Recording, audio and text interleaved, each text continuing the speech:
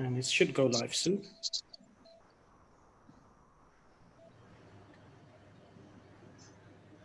Sashi, just put yourself on mute, yeah?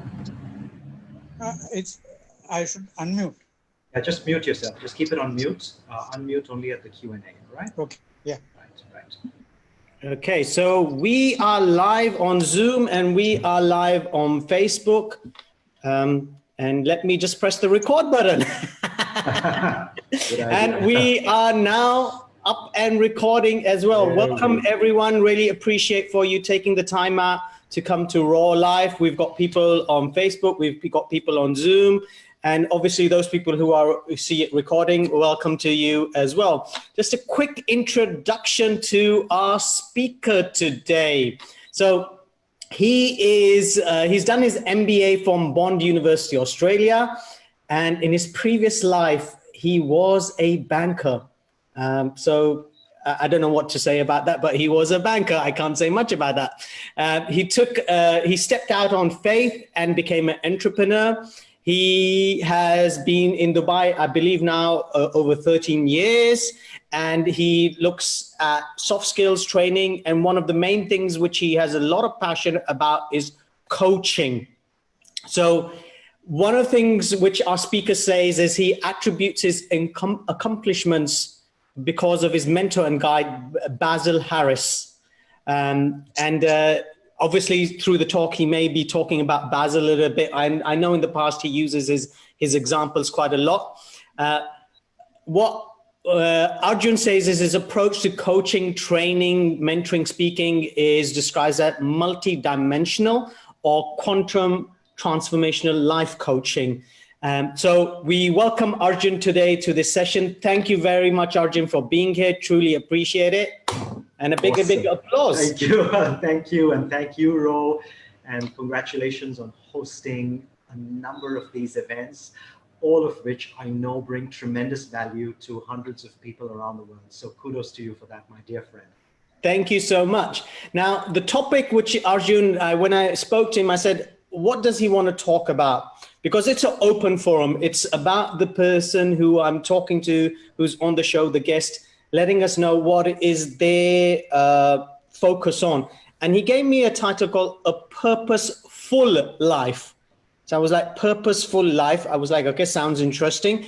And it was get ready to be in peak states and flow, navigate parallel realities. So when I saw that, it was like, are we talking a Marvel comic or DC comic? Where are we? And live in perpetual abundance. And abundance is something which one of our attendees talks about recently and that is Annie. So she talks about it. So this is going to be a great interest for her as well. So just in 2 minutes for the audience, Arjun, just to give a brief about yourself or what's happened. I know it's only 2 minutes, but what got you to where you are now?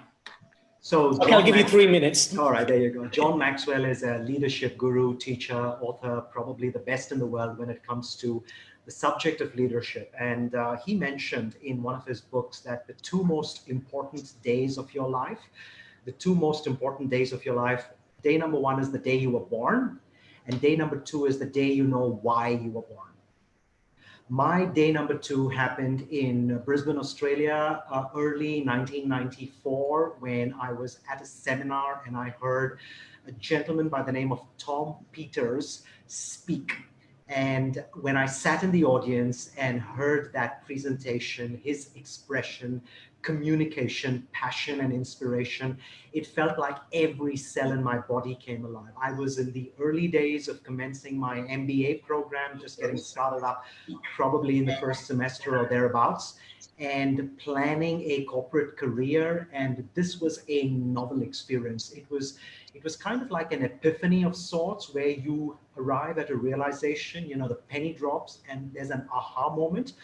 And that planted the seed which germinated and later came to fruition a number of years in the future, when I quit my job and had the passion to do that at least, and started my own business. And then, of course, moved to Dubai in 2007. And the rest, as they say, is history. So yeah, that's kind of like the genesis and where we are today.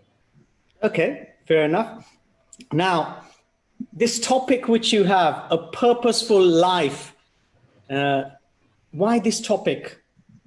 I mean, everyone talks about purpose in life, and it's all so much goal orientated that what I see personally, and this is my perception, maybe I am wrong, but then everyone has their own perception. We get so much lost in doing, and so goal orientated that we stop being and living. So when you said purposeful life, I was a bit taken aback. Why again a purposeful life? Yeah, and that's a great question.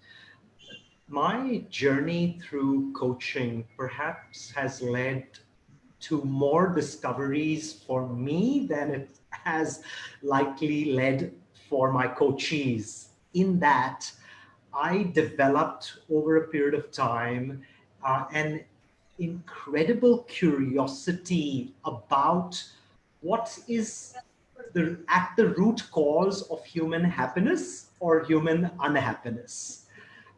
Whenever people come to me, and most of the work that I do, the genre of coaching that I do is called life coaching. So it's all encompassing, it's the umbrella principle. Yep. And then from there, we kind of get into specific areas, whether it has to do with professional or personal. And in those situations, I endeavor to evoke curiosity, not just in myself, but in the person I'm working with also, about the thing that lights your fire. What is it that turns you on, tunes you in?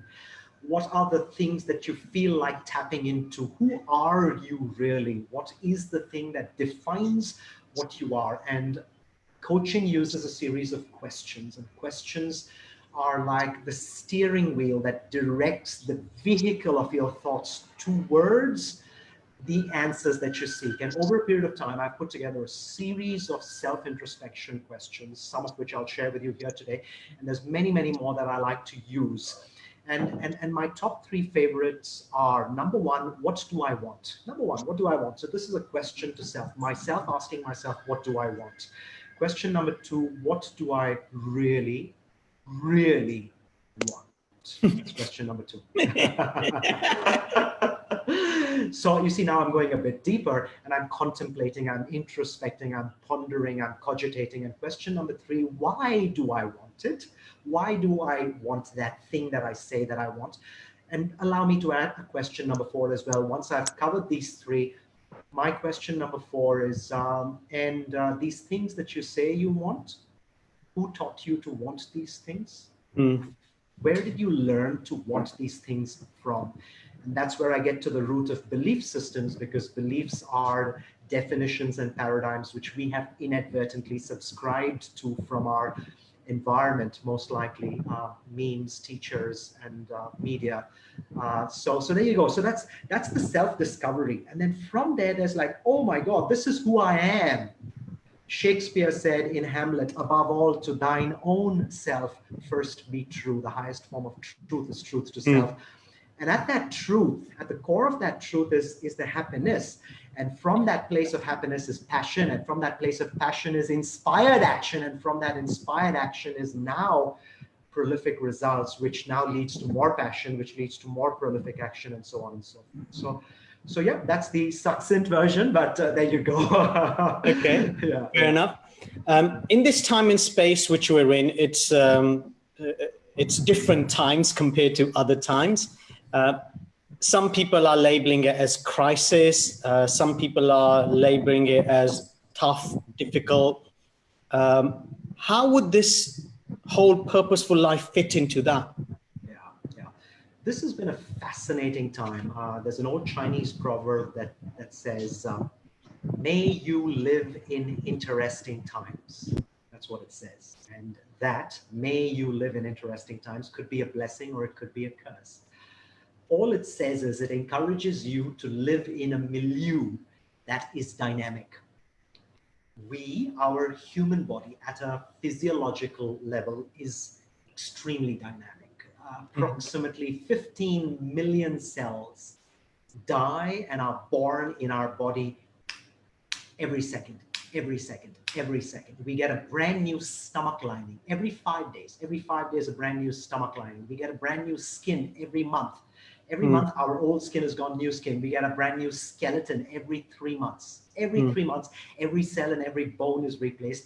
Every atom in our body is replaced in a period of 1 year. This is how dynamic we are physiologically. If that is the case, then why shouldn't we be dynamic psychologically? And this environment now of limitation has, in a manner of speaking, put us in a space that is causing us to expand in a different direction than we've ever expanded before. And that is that inward expansion. Expanding into the realm of our thinking, of our thoughts, and discovering things that we've never discovered about ourselves and abilities that we haven't tapped into, and expanding with that process. We can choose to either get better or to get bitter in this environment. This situation is a season, and it is here for a reason. Nature does not make a storm that lasts forever. And so here we are. The bend in the road is not the end in the road unless you fail to make the turn. And I have known, and you, Rohit, have known, and you and me are people. And so I'm looking at some of the folks in this chat also. Folks like us are people who have used this stumbling stone as stumbling step as a stepping stone. The stumbling block as a stepping stone. We've used this obstacle as an opportunity. We've kind of, gone from depressed to determined, from surviving to thriving, and done things that we've never done before. So it's a beautiful time if you treat it as such. Folks who live with their families have an opportunity to connect not just with themselves, but with their kids. I've coached people in this time frame, husbands, wives, parents, where they have gone into deep conversations with their kids, teenagers, young kids, and even their spouses, family members, parents, in a manner in which they have never gone before. And that is so beautifully enriching. So there is all of that that's playing out, and let's turn our attention towards that, I guess, is where I'm coming from. Okay. So when you say be in peak state and flow, what do you mean, and how do you get to that, especially in this moment? Yeah, absolutely. So the word state essentially means a feeling, the way you're feeling. So for example, if I say to you, I'm in a state of certainty, it essentially means that I feel certain that I can do this thing. Let's say I'm negotiating with you and I'm in a state of certainty. Now that is an empowering place. It's a resourceful place for me to be. So a state is a resource. It is an internal resource. So external resources are time, money, people, assets, property, transportation, infrastructure. These are external resources. I may or may not have external resources, but I do have access to internal resourcefulness. And that when I tap into my states of resourcefulness, now I behave in direct parallel. I behave exactly as my internal state is, directly proportional to my internal state. And that behavior now translates into better results. So that's the meaning of the word state. That's what being in a state is all about. All right. That's like a short answer to your question. And I can go more into the different kinds of states. People have different preferred states. I've even done some work on something known as favorite states. And then after that, anchoring a favorite state, so that when you are in a disempowering state, you invoke, provoke that anchor and then swing back into an empowering state, especially your preferred favorite state. And now from that state, you take a decision. So when you're in a state which is an empowering state, a resourceful state, your prefrontal cortex is active, and your prefrontal cortex is the seat of wisdom, higher decision-making, higher consciousness, creativity, and so forth. And you make prolific, it's the thriving part of the brain. Conversely, we have the fight or flight syndrome, which is the reptilian brain. Yeah. So that's the state, and there are various states and so forth. So I'm happy to go deeper into it if you'd like to, or if you'd like to go into another topic. I'm putting the ball back in your court and asking you to choose. Okay, so if we're talking about all these states now. If someone is in that not a preferred state, how do they get themselves into that preferred state? Okay, very good. And I like the words you used, because you and me have used these words before, unpreferred and preferred. There you go. Yeah, those are nice words. I like those words. So here we go. Let's first look at the menu of unpreferred states. Typically, all right. So we have a menu of unpreferred states. I'll take you through a quick menu of preferred states, and then we'll look at the transition from one to the other. How's that? Yeah. All right. So a menu of unpreferred states could be depression, despair, sadness, right? Guilt, shame, regret, unworthiness, envy, jealousy, rage, revenge, anger, arrogance, irritation, frustration, overwhelmment, disappointment, doubt, worry, overwhelmment. Okay, Yep. this is a list. There's probably more, but that's quite a buffet of items out there on that list out there. All right, so here we are. And now from this buffet of unpreferred states, you, me, we typically tend to have our favorites. So let's say, for example, this is just an example. Let's say you and me are in a situation where we're in a restaurant and we're getting poor service. Perhaps your preferred state is anger, and my preferred state is sadness or despair. And that's nothing right or wrong. It's just a preferred state. And perhaps for you, anger is a habitual preferred state, which has now been reinforced over the years. And for me, sadness or despair is a habitual state that has been reinforced over the years. Guilt is the other one, which is among what I call the top three: anger, sadness, and guilt. All right. So guilt is the other one, particularly among conservative cultures, I've noticed, where the guilt keeps coming up and we feel guilty that we haven't done something that we should, or we didn't do something the way we did it. So in certain scenarios, the state is evoked. And the state is a habitual pattern. A pattern is nothing but a firing of neurological pathways. Okay. It's like a software. It's every time you boot your computer, it's the same software that plays in order to, in order for your laptop to arrive at the place that it is today. It's a habit pattern of the mind. Now, once we identify that, hey, that is a habit pattern, and we can go a little bit deeper into that, but let me just keep that at the surface level. We say, this is not serving me. This is disempowering. It is unresourceful, and it is working at cross purposes with my goals, dreams, and desires. So I have a desire to address this so that I can achieve the things that I want to address. Okay. Or this emotion, feeling, state that I'm feeling is causing me a lot of pain, and the pain now is becoming unbearable. Yeah. So for example, it could be damaging me monetarily, it could be damaging me physically, and it could be damaging me relationally. Yep. And the pain of these three damages now has reached a crescendo and therefore evoked a desire like never before to address this. Intellectually, I have started studying and observing these states within myself, and now I am open to various tools that are available to help me to transcend from here to here. Okay. Are we clear so far? Yeah. And I've given a bit of a build up to this because there are a lot of people who are habitually in states of sadness, depression, anger, or guilt, but are, for want of a better word, addicted to it, love doing it, enjoy being in that state, and also identify. And the word identify comes from the word identity with that particular state, because they do not know who they will be without that state. And you and me have met people who have either directly or tacitly said that, hey, you know, if I'm not angry, then I won't be strong. If I'm not strong, I can never get things done. And therefore, they are providing logical justification to hold on to that unresourceful state. Little do they realize that that is damaging them physiologically, psychologically, relationally, monetarily, and so forth. But then they will argue that till the cows come home, because that is their identity. Do you understand? Yes. Yeah. Now, you and me cannot win that argument with them. They will always win that argument, and hence they will lose in the long term. We could call it an ego, but it is a habitual.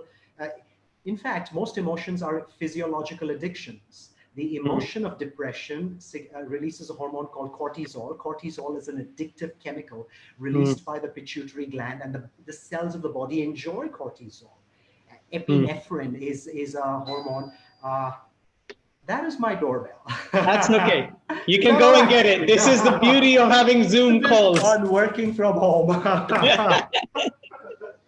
In the meantime, let's see. Anybody want to say something? Anybody want to? Okay, thank you. Recording each other. Thank you, no problem. Okay, he's back. Was that your lunch? That's the guy who is the guy who cleans my place up, and he's. I was expecting to come in the morning. I'm surprised you're not coming. Funnily enough, I think I manifested it. I had a bit of fear for the number of sessions I was doing that he might just ring the doorbell in the middle of it. But isn't this the dynamism of working from home? And yes, that's really what it's all about. And I could choose the emotion of frustration towards that experience, or I could choose the emotion of fascination. Like, wow, isn't it interesting that he shows up in the middle of an event? Or I could choose the emotion of fun. How funny is it that he showed up? Same universe, 3 different parallel universes. Within that universe, based on the meaning that I gave to a neutral event. Do you understand? Yes. Okay, so here I have these list of emotions, and now I want to bridge from one to the other. And this brings us to the fabulous universe of tools, ways, means. And this can be done through meditation or breathing or yoga or prayer or mindfulness or neuro-linguistic programming, etc., etc., etc., etc., etc., etc. And all of those tools, or a walk in the park, or playing with your child, or eating a chocolate sundae, or watching a movie, or holding your spouse's hand, or playing with your kids. And all of those tools, all of those permission slips work if you have a desire to make that transition, and if you believe that that tool will work for you, and then you effortlessly transition into any one of these fabulous states. And then there's a whole menu of states. Once you start making that transition, you start studying the menu on this side, and from this menu you start choosing your favorite dishes, and now you start practicing those favorite dishes repeatedly. You anchor those states, so whenever you are here, you are able to, with less and less and less and less effort, transition from here to here. So that's like the big picture, but I think I've covered a lot of things in that. That's quite a lot. That's a lot.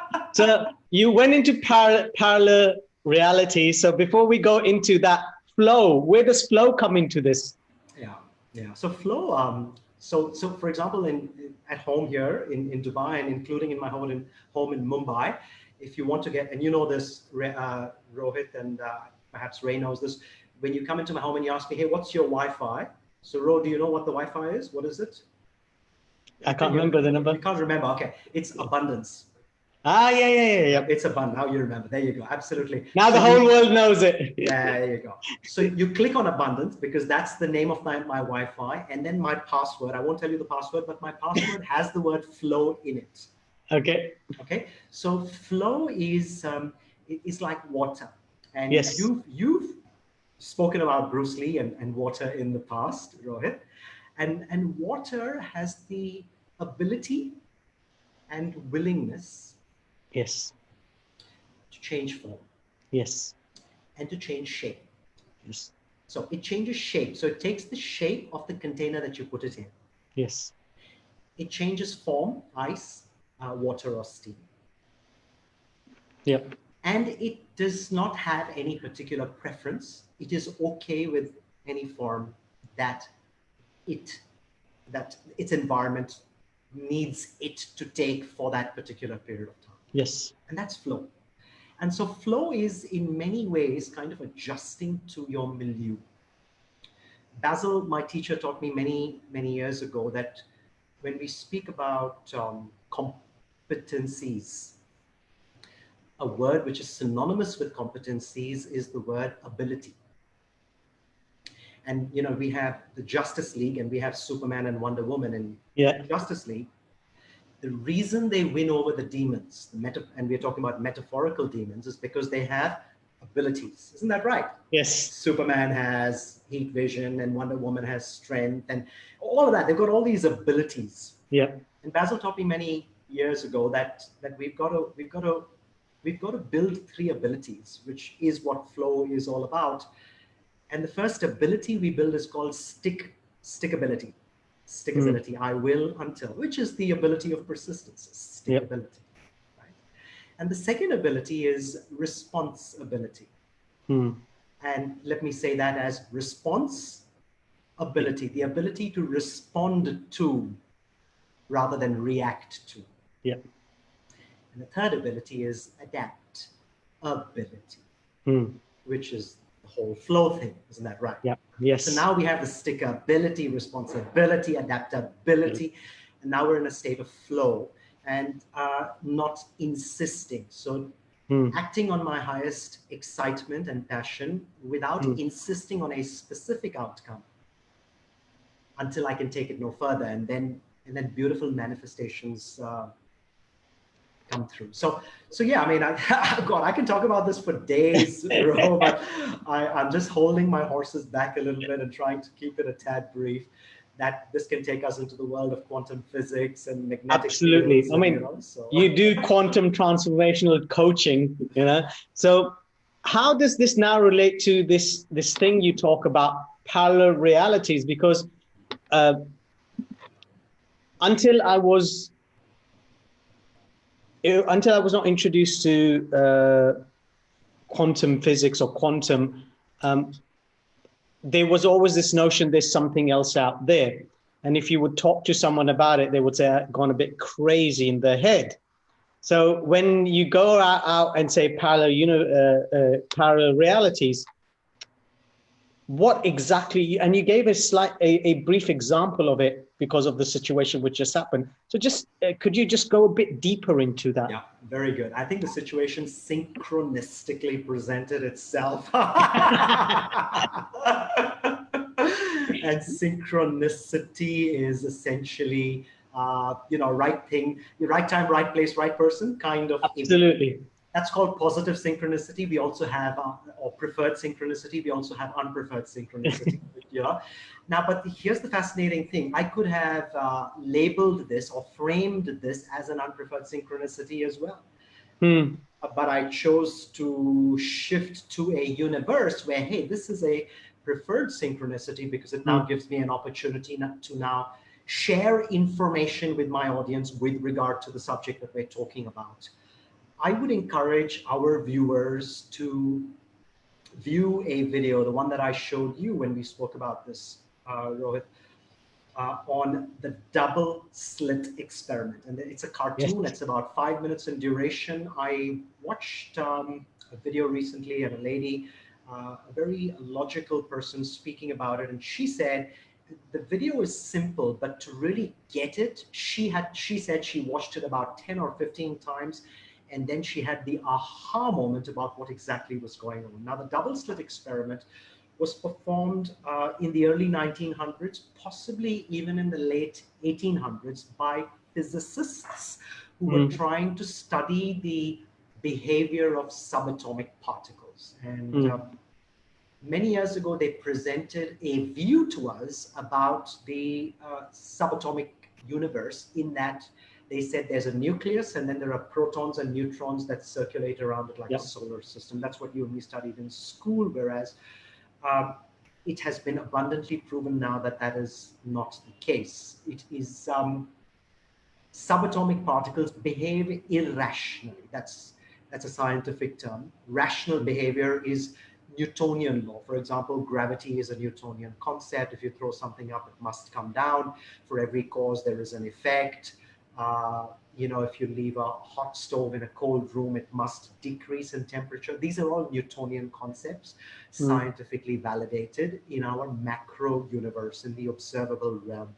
When we get into the micro universe, the behavior of subatomic particles, they behave irrationally. Very often they behave in reverse order of the things that I'm describing to you, which is very interesting because units of the micro universe actually make the macro universe. So how is it possible that the micro universe behaves in a different way? They also found that through scientific validation again. And when you watch the double-slit experiment, and this is not me saying it, this is not spiritual people saying it, this is purely left brain, data-based, empirical, evidence-driven physicists and scientists have concluded irrevocably and unequivocally that particles behave differently when we are observing them, and they behave differently still when we are not observing them, which is a ridiculous notion to even state,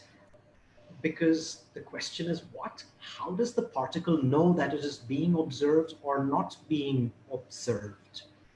That is one of the open questions in science where they don't really know what that means and where that whole concept essentially comes from. So this is particle physics. This is the subatomic world. And then within the subatomic world, you have particles existing at multiple places simultaneously. Not two different particles at two different places, but the same particle coexisting at different places at different times. Okay. Which now takes us into the scientific realm of parallel realities or parallel universes. And sometimes a particle disappears for a few seconds and we don't know where it has disappeared to, and then it reappears at two different places, and then it disappears and then it appears at one different place. This is all science, and I'm giving you kind of like the kindergarten version of how physical matter behaves. And this now takes us into the realm of multiple realities, and we can get down into a rabbit hole of, if that is the case, is there now a reality where I have never met Rohit and Rohit has never met me? Is there a reality where Rohit and me have met, but we don't like each other? Is there a reality that you and me have met, but we haven't met Ray? Is there a reality where I never came to Dubai? Is there a reality where you stayed in the UK? And so on and so forth. And this is now the topic of mainstream physics, quantum physics, and that is now being married and marinated with the whole concept of consciousness and awareness. And if the behavior of subatomic particles depends on whether somebody is observing or not observing them, the particle, then there is a certain amount of awareness in that experiment. There is an observer of the particle, there is that particle, and there is the experiment. So the observer, the observee, and then there is the act of observation in all. And now you take that into parallel universes. So there is a universe in which my doorbell did not ring. There is a universe in which I allowed him in and he started cleaning the home while I was doing this interview. There is this universe where he rang the bell and I politely asked him to come again tomorrow. Now, if all these possibilities exist in thought, physics, quantum physics now shows, with the help of equations that I don't understand and you and me and most of us won't understand, that these realities do actually exist. And the difference between these realities is the frequency at which they exist. Okay. And frequency is a metric that measures magnetic fields. And the metric is called Hz, Hertz. Okay. So electricity, the unit to measure electricity is volts. The unit to measure height is inches and feet. The unit to measure distance is kilometers and miles. The unit to measure the intensity of a magnetic field is Hertz, Hz. So when parallel realities exist at various Hertz, the question is, what's happening and where do those hertz come from? And this takes us to the domain of feelings and emotions. Because when we feel certain emotions, so for example, the emotion of anger in you causes your brain waves, Rohit, to actually emit a frequency, a magnetic field, which can be measured in the form of hertz. And that hertz changes to another hertz when you feel the feeling of love. Same body, same Rohit, same person, different emotion, different magnetic field, measured empirically by a magnetometer, recorded in the form of hertz.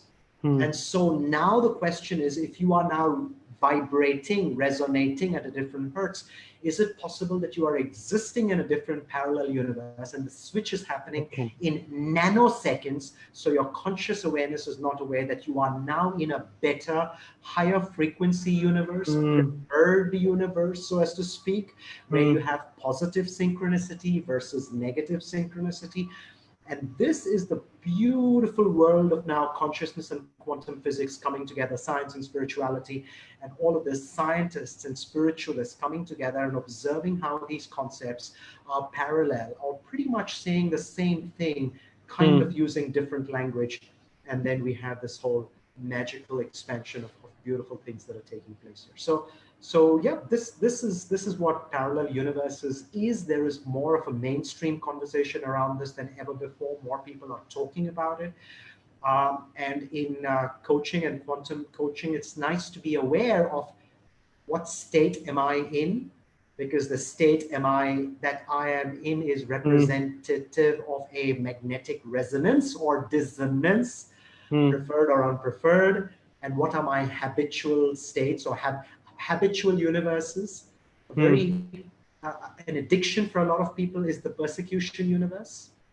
Okay, yeah. The persecution universe is, I am so habituated, I won't say this. This is a deep subconscious thought, a belief system, a paradigm, a definition. I love being in universes where other people persecute me because I have a belief system. Because I have a belief system that if I want to get something, I have to fight for it. Yes. BS, belief system. If I want to get something, I have to fight for it. That's my program. Therefore, I have to create something to fight against in order for me to fight and win that fight and then get the thing that I want to get. Yeah. If I have a belief system that for something to be worthy, there has to be a struggle, belief system. And I now have to create something to struggle against so that I struggle and then the thing that I get feels worthy and okay, there you go. Now I've satisfied my paradigm and I've achieved it. And so therefore the fight, the struggle, like the conflict or the suffering or the pain, no gain, that kind of stuff, those are memes, right? Those are memes. Yeah. And so we feel good when we feel pain because we have a belief system that pain is a prerequisite in order for me to achieve it. And if something comes to us without the pain, this challenges our paradigm. And when it challenges our paradigm, it shakes the foundation of our identity because our paradigms and our beliefs define our identity. And therefore we reject that and we sabotage it. And then we prefer to take the struggle, the pain, the suffering, the conflict route to that accomplishment, to that success. And that kind of says, okay, so this is the realization. And to me, this is real awareness. Okay. This is now discovering these paradigms, the universes, and then going from the parallel universes to the parallel inner verses. And so going from understanding to inner standing. Yeah. And then Pandora's box opens up. So as you're saying that, this beautifully goes into the next thing is live perpetually abundance, live in perpetual abundance. Because that's what, for me personally, when you're talking about, I'm thinking about the different universes and are you in an abundant universe or you are not in an abundant universe? Scarce universe, yeah. So for those people out there, and for me as well, and everyone who's listening at the moment live, in simple terms, in simple ways, on a daily behavior or daily belief, I wouldn't know what word to use here. What could one do where they can, with ease, implement this perpetual abundance into their life? That's a great question. That really, really is a great question. Can I stop you there 1 minute? You're telling me all my other questions were not great? Is that what you're telling me? Oh, I apologize. This was a greater question. This was the most abundant question I have ever heard.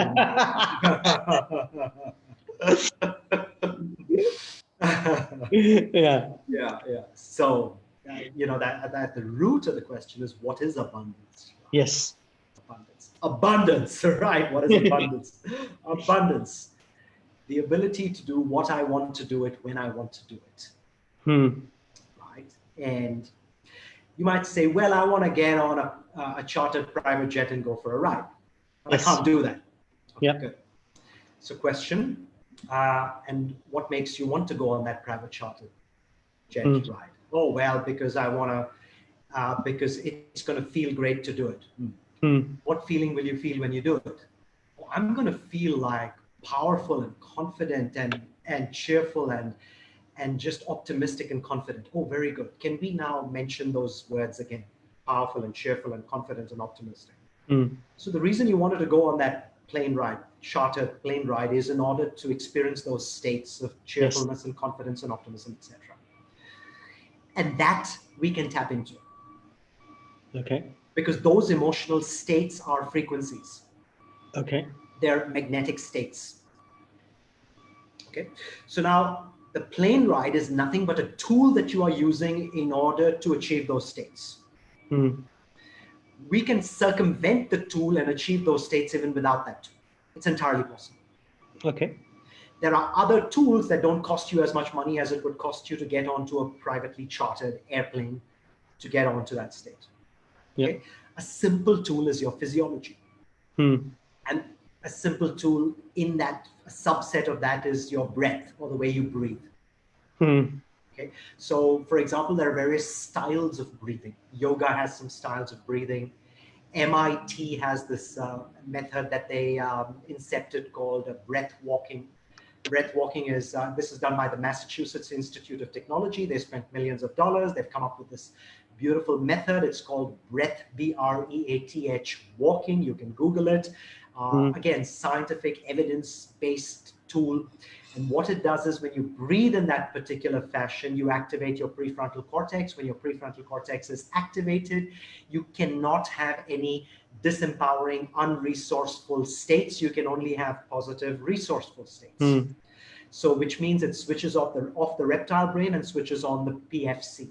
The PFC, prefrontal cortex, and the reptile brain are like an on-off switch. They both cannot be switched on at the same time. One off, one on, one on, and the other off.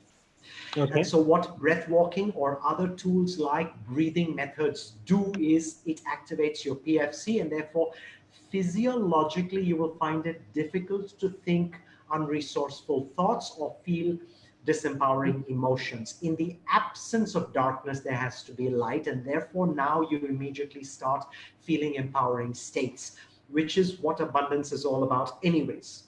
Okay. So now I'm starting to feel cheerfulness, confidence, certainty, happiness, joy, love, gratitude, and so on and so forth. And breathing is one of the tools that I use to do that.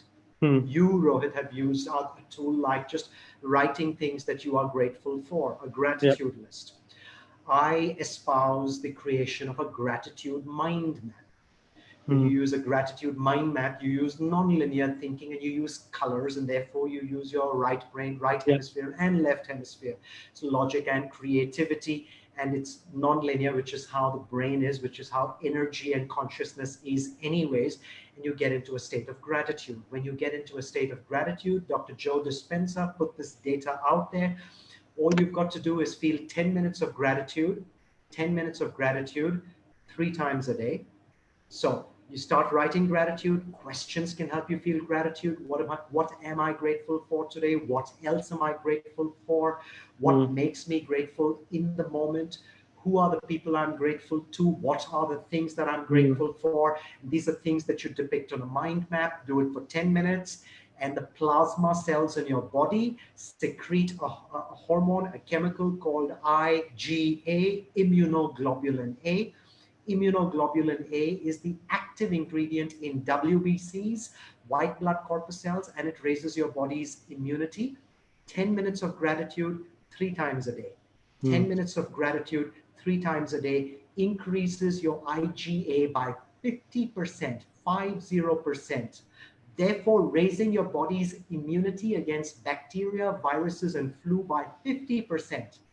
Rohit, there isn't a pill or an injection or a shot in the market today that can raise your immunity by 50%. It does not exist. If a pharmaceutical company comes up with a pill or a tablet or a paste or something that you ingest or consume that raises your body's immunity by 50%, they would make billions of dollars overnight.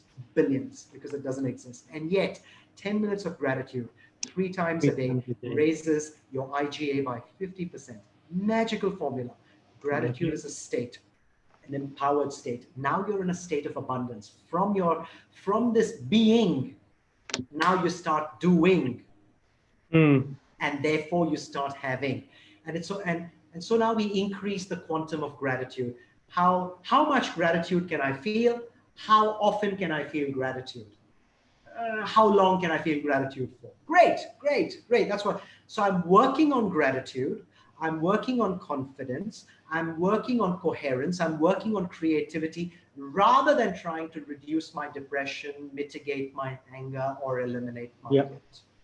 So I don't want to remove the darkness. I want to increase the light. Yes.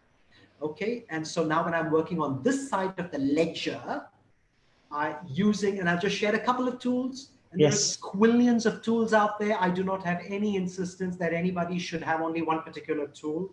Because no one tool is every tool. And then you can try one tool for a few days, use it up like you would squeeze the juice out of an orange, and go to the next tool for the next maybe couple of days or weeks. Squeeze it out like you'd squeeze out the juice from an orange, a pineapple, then go to the apple, then go to a straw, whatever, you have fruits and vegetables and on and on.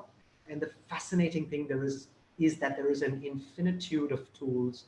And then you might even get into this magical zone of flow where you start combining tools, creating tools, experimenting with a blend or a cocktail of tools, and phenomenal things happen from that place. And that's, to me, that's the infinity of emotions. And you've tapped into the quantum universe from that space. Yeah. Wow. Okay. Very, very, very interesting. So we're coming to the close of this session. I have one question, then I'm sure Shashi and Ray may have some questions. So one question which comes up to my mind is with all what you've spoken about, how do you, okay, let me rephrase that. Does anyone say to you, Arjun, you're just talking load of mumbo jumbo, and just shut it because none of this works? So is that your question? Does anyone say? Yeah. Does anyone say it? Okay. So that's a close-ended question. The short answer to that is no. Yep. And let me elucidate a little bit, because I have chosen to exist in a universe where people enjoy this kind of possibility thinking that I espouse. Fair enough.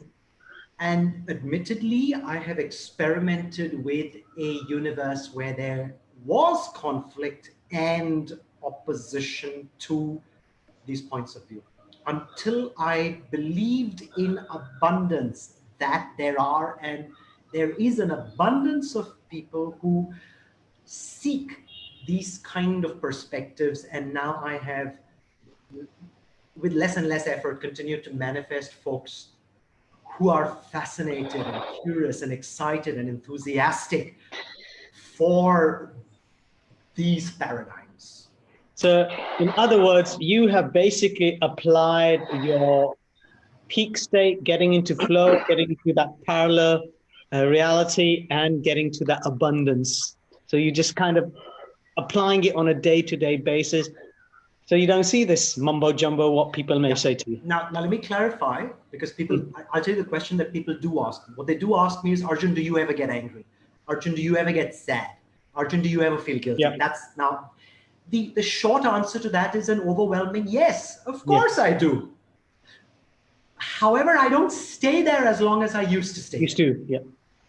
And I have developed a variety of tools to help me to go out of there into my preferred states. I have also learned to discover joy within my depression, calm within my anger, creativity within my rage. And these are called meta states in neuro-linguistic programming, because we malign anger and we say, oh, anger is Yes. bad. Not necessarily. Anger can be you can have creative anger. You can have prolific anger. Mahatma Gandhi was angry, but he used his anger for compassion and to transform a nation. Anger is a fabulous energy. You can have introspective depression. You can have contemplative sadness. And so what we're doing is, it's like you're mixing two flavors of ice cream. Do you understand that? Yeah. So now if I'm just having vanilla, but I'm infusing it with the chocolate sauce, it's making the vanilla taste so different. And so therefore now I'm not judging my anger. I'm not judging my depression. I'm not judging my guilt. And therefore now I do not have to insist that I break out of anger, depression, guilt. And I'm so glad you provoked this out of me, because this is taking me right down into the universe of how these beautiful things meld.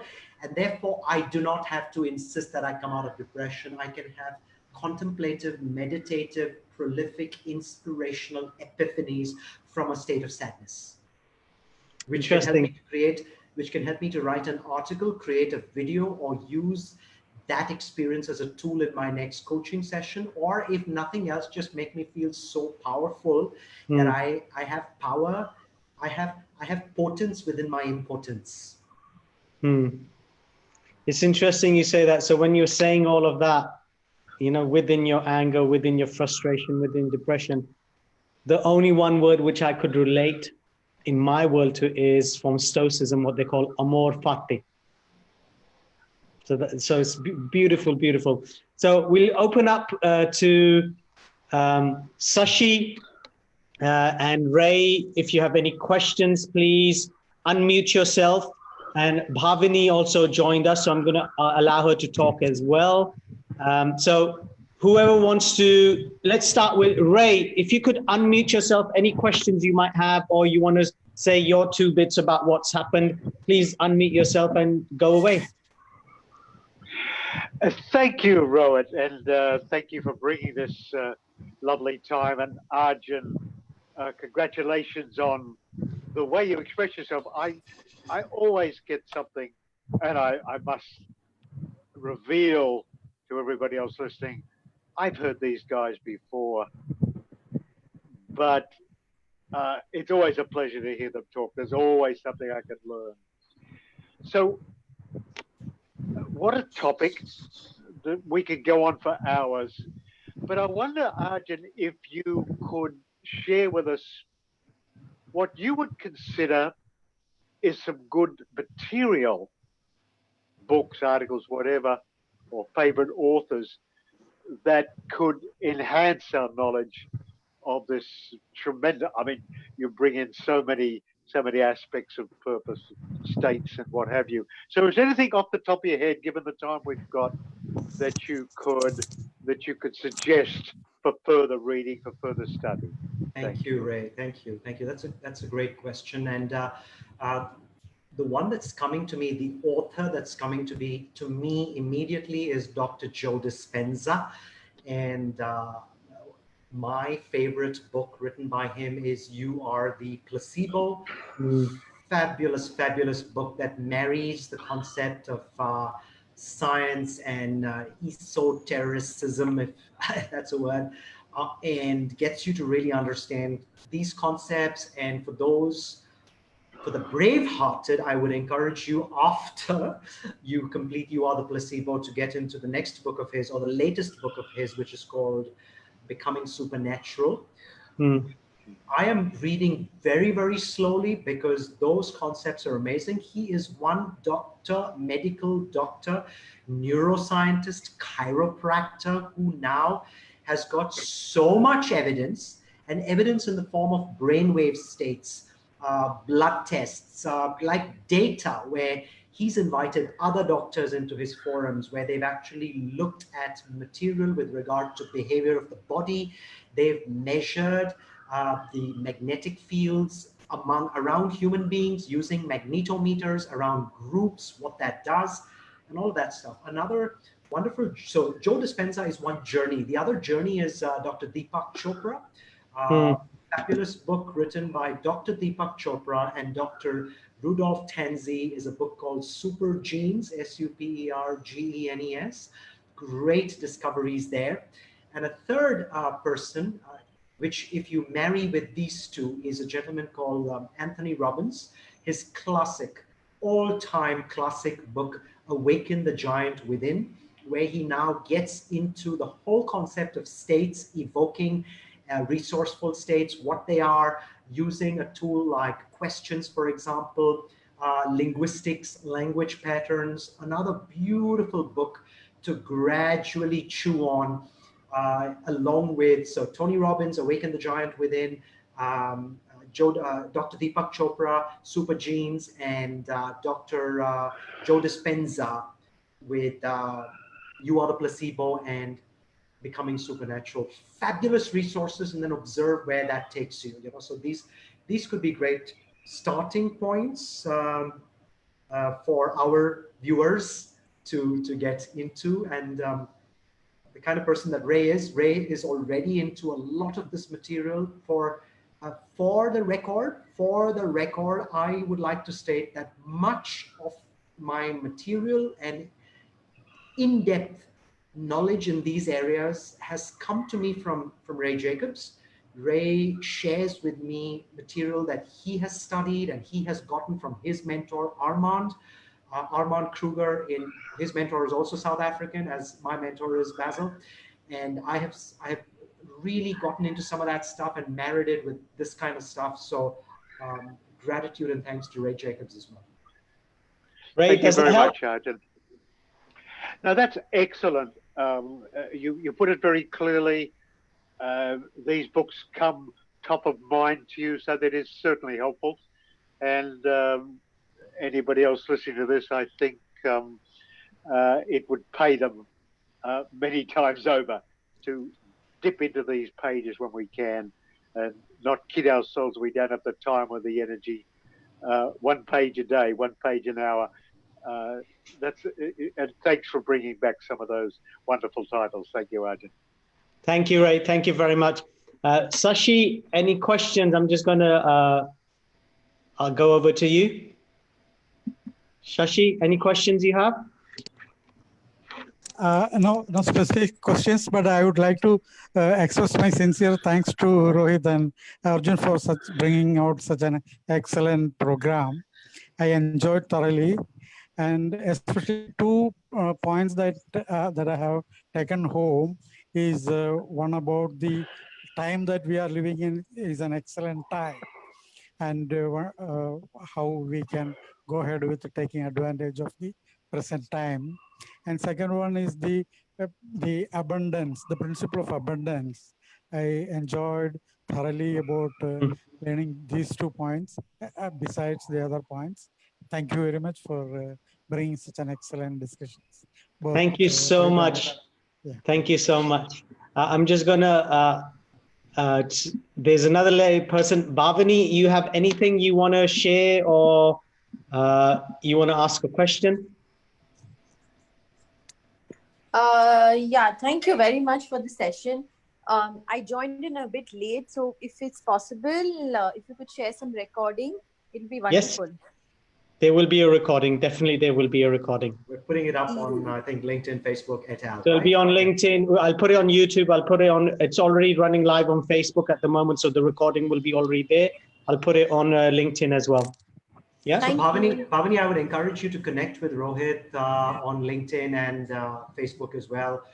Rohit is a big thinker, like a lot of us are. Bhavani has had a fabulous journey where she has, in recent months, become very passionate about self-development and personal growth, and has a fabulously curious mind and is an expanded heart. So I'm encouraging Rohit and Bhavani to link up with each other on LinkedIn and Facebook. Done. Thank you. Thank you. I'm a part of Empowerment Talks as well, and I heard you there as well, Rohit. Thank you. Thank you. So Arjun, before we leave, we depart, how can people contact you? In what way, and what they can use your services, your help, your assistance with? Yeah, so I guess to reach me, email is preferred. Arjun at stepupuae.com would be the best way to reach out to me. Social media, Facebook is Coach. So it's at Coach Arjun Aiyar, Coach Arjun Aiyar, and Aiyar is spelled Aiyar, at Coach Arjun Aiyar on Facebook and on LinkedIn. I'm reasonably easy to find as long as you spell my last name correctly. Alpha, India, Yankee, Alpha, Roger. That's how you spell my last name. So Coach Arjun Aiyar, and yeah, that's how it is, and that's how you can reach me. Any last message you want to go give the audience over here, or the ones who are listening to us on the recording? For those of you who are listening, I would encourage you to get very, very curious about this gentleman called Rohit Bassi. He is humble yet extremely talented. Rohit Bassi is a TEDx speaker. He's an author. He's written books, and one of the books he's written has been with a best-selling author by the name of Jack Canfield.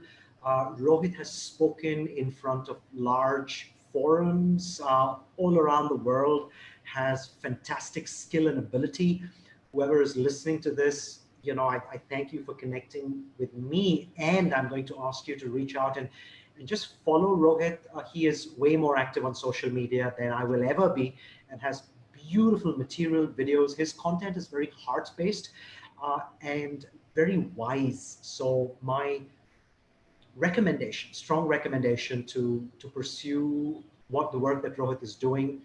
And if you are a corporate, I would encourage you to give consideration to using Rohit's services where you are to take your people to the next level. He does amazing work even in an area like communication, particularly internal communication. And much of his work is very thorough, very research, very empirical, very effective, very result-based. So yeah, that's what I'd like to say in closing. Thank you. Thank you. I was not expecting that, but thank you very much. Really appreciate that. Thank you. Thank you, Arjun, for your time. Thank you to all the listeners who could come in live and who are going to listen to it later on. Take care. Have a wonderful, wonderful day and a wonderful life. Love you all. Take care. Thank you, Arjun. Ciao, Bye. ciao. Be well. Bye. Bye, everyone.